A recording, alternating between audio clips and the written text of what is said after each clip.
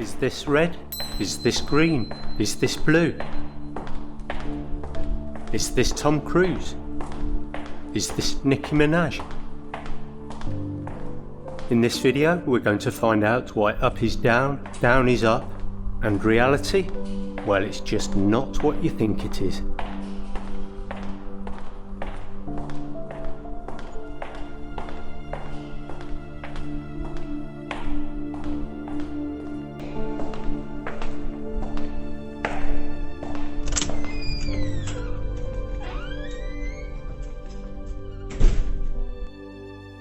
Hi folks, welcome to RJ Impact. Today I, the Donald, have the pleasure of delivering the narrative for this video. I think you'll find it all the more enjoyable as a result. You know folks that when I was a mere billionaire and only had aspirations of being the leader of the greatest country on earth, I dreamt of hosting a channel like RJ Impact. Now you'll see how things should be done. Hi Donald. Hi. I didn't expect to see you here. I thought we were going to record the introduction together. Well, I thought I could make it a lot better, you know, improve things. But we didn't go through the topic or anything yet. We'll just have to start again. I told you only one clip and you've used it up. Now be off with you. Shut the door behind you. But Donald, it's my house. Why should I leave? Invoice is on the table. An invoice? You said you'd do it for free. My guys will be round to pick up the check. But... Bye for now.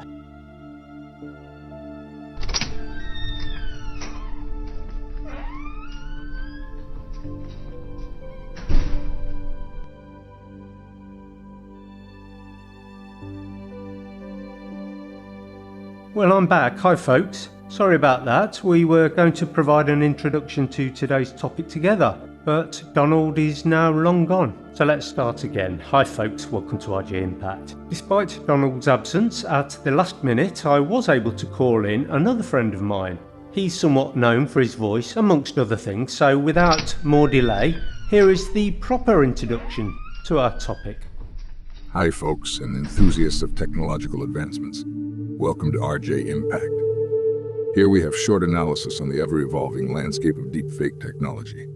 In recent years, the proliferation of deepfakes has captured the collective imagination and raised pressing concerns about the potential misuse of this powerful tool. As we navigate through these facets, we will unravel the intricacies of this rapidly advancing technology, examining its implications on our society, the challenges it poses to authenticity and trust, and the urgent need for ethical considerations and countermeasures. Join us on this journey as we unpack the multifaceted landscape of deepfakes, exploring their potential consequences and pondering the crucial question of how we as a society can effectively navigate this intricate technological terrain. I've heard that they can now replace actors with ease. I personally can't see the day that is ever going to happen. I'll now hand back the reins to the one and only RJ Impact, who is more than capable of taking things from here. Well, thank you for that introduction, Morgan. It was excellent. Tell me, does that heavenly sounding music follow you around everywhere? Yes. Whenever I speak. I see you're off now. Well, once again, thanks for that. It's been really appreciated. You're most welcome. By the way, invoice is on the table. I somehow thought it would be. Bye for now. So there you go, folks. This week's topic, deep fakes.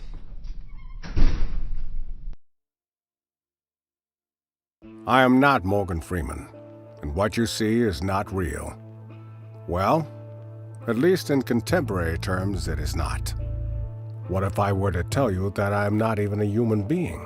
There was a peak of interest in this a couple of years ago. At that time, numerous celebrities had videos posted either with or without their consent, and I think people in general were taken by surprise just by how accurate and realistic they were. So here we are a couple of years later, and interest is growing in the subject once again.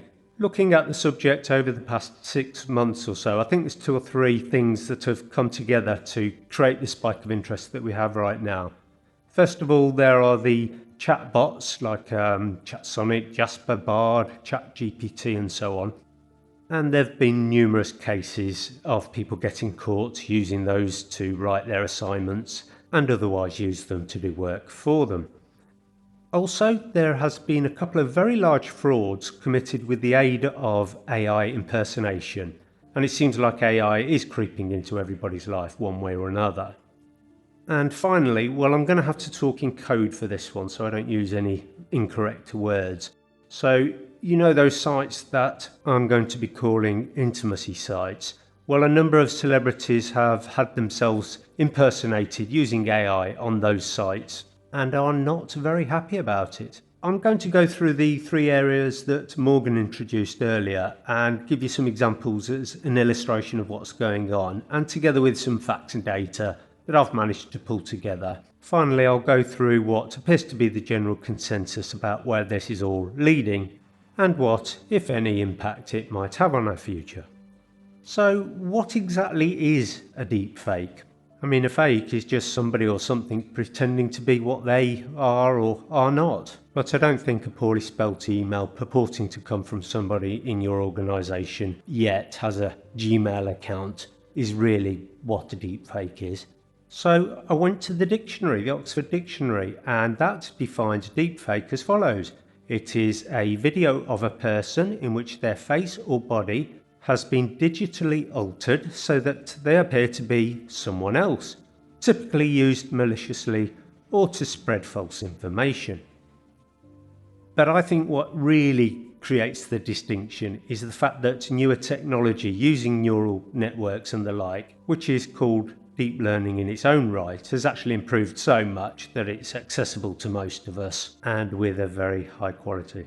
It's one of those things that you know it when you see it, don't you? So let's do just that under the headings that Morgan kindly gave us.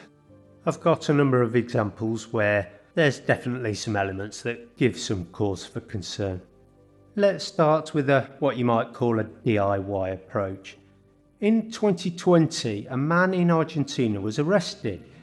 He'd been accused of some very specific instances of abusing members of his family. Now, he claimed that he was actually in another place at the time the incidents took place, so it couldn't have been him. When the video was reviewed, it seemed at face value like the police had the wrong man. With a forensic review of the video, there were some anomalies that required some further investigation. And after doing all of that, it turns out that the man's brother had had a previously existing video of the man.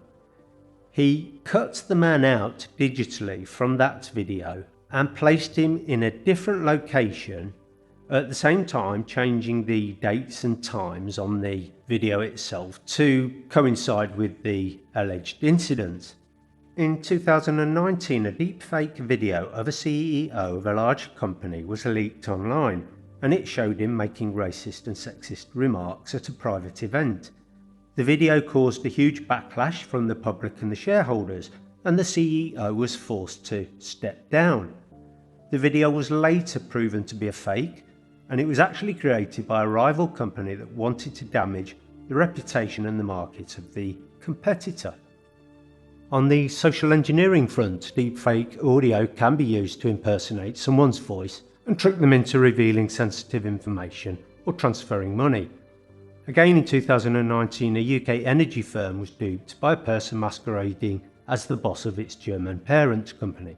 The scammer allegedly used AI to impersonate the accent and voice patterns of the latter CEO, someone the victim was actually very familiar with, and they did this over a phone call. The scammer convinced the victim to transfer €220,000 to a Hungarian supplier, where it was swiftly moved to Mexico and then to other locations after that. Deepfake news and misinformation. Deepfake videos can have and almost certainly will be used to spread false or misleading information about political or social issues and try to influence public opinion or elections. And it's not just lone individuals doing this. In 2018, a Belgian political party created a deepfake video of Donald Trump, who was the then US president, giving a speech where he mocked Belgium for signing the Paris Climate Agreement. Dear people of Belgium, this is a huge deal. As you know, I had the balls to withdraw from the Paris Climate Agreement, and so should you. Because what you guys are doing right now in Belgium is actually worse. You agreed, but you're not taking any measures. Only blah blah blah, bing bang boom. Now, the video itself was supposedly meant to be satire, but there were at least some viewers who believed it was real and reacted with anger and confusion. Only blah blah blah, bing bang boom. One very disturbing trend that has come about in the last couple of years is that of adult content manipulation. In this case, graphic videos are produced by essentially stitching somebody's head or features onto the bodies of actors in that genre. And this has been particularly prevalent in respect of celebrities having that treatment. There's the gratification element of this, which is disturbing enough, but often the videos are used for blackmail, revenge, or just harassment. The growth in this apparently stems back to around 2018 when a Reddit user named Deepfakes, of course he was, created software that just allowed anybody to swap the faces of actors with whoever they want, celebrities, friends, relatives, strangers, you name it. A popular app in China at the moment is called Zhao, and it apparently allows users to insert their own faces into scenes from famous movies or TV shows and then share the results on social media. There was a separate discussion on that front about the potential misuse of that technology and the privacy of those users. Another example specifically on the political front was a deepfake video of Narendra Modi, who was the Prime Minister of India at the time. A deepfake video of him apparently endorsing a controversial bill allowing citizenship to non-Muslims from neighbouring countries was circulated widely. Apparently that one was tracked by fact checkers, but by the time they'd established it was fake, the video itself had reached millions of viewers. One of the ways until quite recently that you were able to tell a fake from a real video was when lip syncing was used, so unless the original words were there, they just wouldn't look natural with dubbed words. However, that hurdle has really now been overcome, and at the more sophisticated end of the market it's really now flawless, even to the extent that a deepfake can be made to speak a language that the original actor, politician, whatever can't even speak. Let's have a look at some more famous or infamous examples of deepfake technology involving some well-known personalities, and you can see just how good the technology has got. Here we see Scarlett Johansson actually filming a promo for the film Black Widow.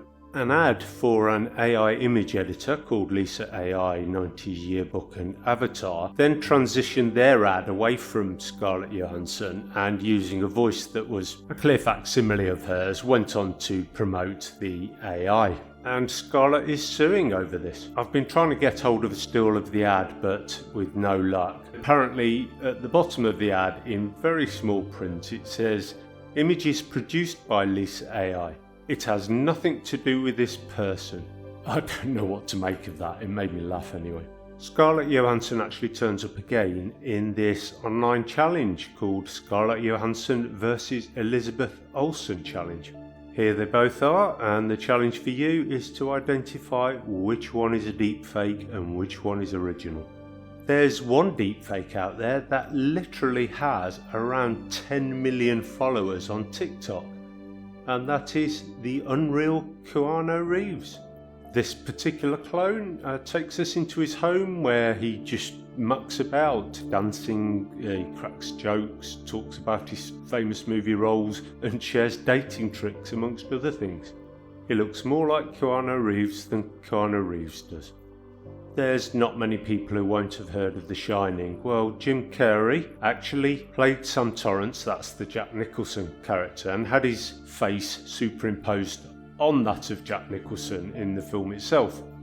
Now, I can't work out whether it's the whole film or just various clips of it, but the clips that I have seen have had millions of views and are pretty impressive, I have to say. I introduced the Nicki Minaj and Tom Holland deepfakes earlier on in this video. Tom has those kind of eyes. human, but the kind that dogs have. And you know, being that I work with so many canines, looking at those dog eyes just really made me feel at home. How could I not put a ring on it? She's got the 4 Bs. Brains, beauty, business, and... Those were actually pulled from a deepfake television reality show called Deepfake Neighbour Wars. Nikki and Tom invite us into their home and talk about various things, and they have a neighbour, Mark Zuckerberg, who makes an appearance now and again. Back to Mark Zuckerberg, we actually have an appearance of him on Instagram. One man with total control of billions of people's stolen data, all their secrets, their lives, their futures. I owe it all to Spectre. Elon Musk has actually been used several times in deepfake promotions to promote various things like real estate and cryptocurrencies without his consent. This particular image got a lot of attention at the time. It's Steve Buscemi, obviously, on Jennifer Lawrence's body, although that's quite old now, I think. So, where's it all headed, this deepfake world we live in? Well, if I take the 3 elements in turn, the celebrity, the fraud elements, and then the political side. On the celebrity side first, well, it's a bit gimmicky, you know, putting people's heads on different actors and, you know, wow factor. Well, the wow factor sort of wears off after a while, and you think, so what? We've had so-called CGI in films now for decades, I guess. That hasn't put actors out of work. We still need actors. Even the deepfakes we're seeing at the moment still require somebody's face to be superimposed on somebody else's body. Even if that's very realistic, it still involves the human person. So it's not going to put Hollywood out of business, that's for sure. The advertising and so on, well, sure, people are going to take advantage, but there's no difference than taking a photo of somebody, putting it in the paper and saying, you know, this celebrity endorses my product. It doesn't mean the end of the world, you know, we're not all going to get duped. People are very savvy when it comes to endorsements of products by celebrities. Whilst you do see these stories of celebrities promoting things like cryptocurrency and then people investing their life savings and so on into the product, I think the more compelling factor behind their investment is the bubble and the hype that surrounds the whole crypto market or whatever other product happens to be being sold at the time. I'll tell you what, for some celebrities it will probably be a boon. After all, they can just give permission to use their likeness in a deepfake. They don't even need to turn up to do the work. They can be around the world promoting their product in the twinkling of an instant message. Probably make more money from endorsements if that's what they want to do at the end of the day.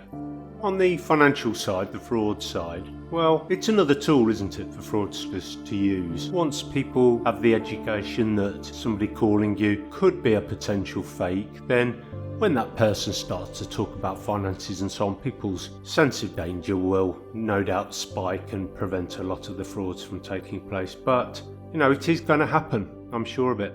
I'm sure it will be something like the virus situation whereby somebody creates a virus, the antivirus software companies work out how to stop it, then another more clever virus comes along and, you know, more clever ways of stopping it then get developed, and I'm sure things will go like that with the deepfakes as well. In terms of auto detection and that kind of thing to stop, I think possibly the thing that we should watch out for more than anything is the political deepfake. Era in which our enemies can make it look like anyone is saying anything at any point in time, even if they would never say those things. So, for instance, they could have me say things like,